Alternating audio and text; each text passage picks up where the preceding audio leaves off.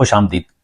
हर वक्त कुछ ना कुछ खाने का मन करता है, भूख बर्दाश्त नहीं होती, जिस्मानी मुशक्कत का काम करने पर जल्दी थक जाते हैं, स्टैमिना कम है, सेक्स ड्राइव कम है, अपने काम पर फोकस नहीं कर पाते और ध्यान भटक जाता है, डिप्रेस रहते हैं, चिड़चिड़े और चिड़े हुए रहते हैं, मोटिवेशंस कम रहती हैं।